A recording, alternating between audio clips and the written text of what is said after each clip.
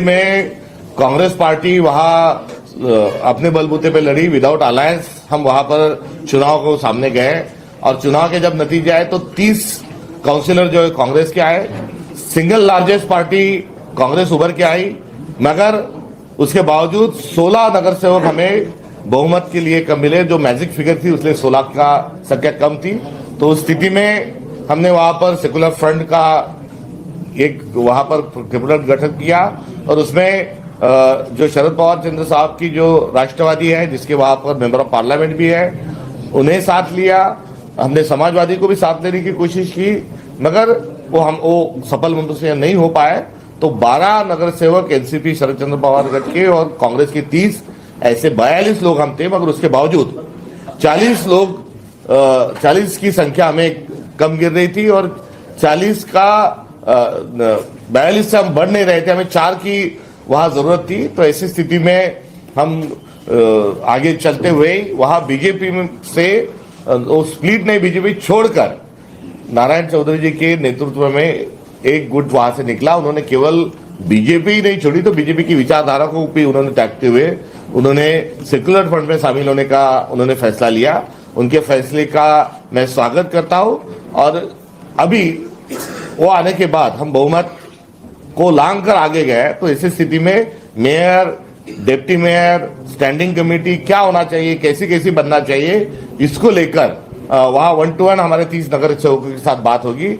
वहां जो बाहर से जो लोग आए, जो नए से हमारे साथ जो आए, उनके साथ भी चर्चा होगी। वहां के मेंबर ऑफ पार्लियामेंट जो है उनकी चर्चा करके ये तमाम 3 चीजों का और आने वाले 5 साल का वहां अंडरस्टैंडिंग हम तय करेंगे। कितने नगर सेवक आए साथ? वो अभी आप 20 तारीख को कितने उसका पता चल जाएगा। तो आगे आगे देखिए क्या होता है। इसके अलावा भी कोई पार्टी आपके साथ आ रही है, अपक्ष आ रहे हैं आपके साथ? हम जैसे ही अभी बहुमत हमने लांग लिया है, तो और भी लोग, ज्यादा लोग जो है वो आने की जरूर वहां पर गुंजाइश है। और ऐसे कुछ लोग आते हैं कांग्रेस का के नेतृत्व में ये फ्रंट बना हुआ है। तो हम आइडियोलॉजिकल लेवल पर नॉट निगोशिएबल है। भारतीय जनता पार्टी को छोड़कर, शिवसेना शिंदे गठ को छोड़कर यदि कोई आते हैं तो स्थानिक नेतृत्व के साथ बातचीत करके हुए हम उनका भी स्वागत करेंगे। सत्ता पक्ष ऐसे प्रचार कर रहा है कि कांग्रेस बीजेपी को समर्थन करके वहां पर मेयर चुन लेगा। उनका प्रोपेगेंडा काम ही है। अब उनका जम नहीं रहा तो वही बोलेंगे। जो भाजपा को छोड़कर जो लोग आए वो आज यहाँ पर मिलने आए, वो बातचीत कर रहे हैं।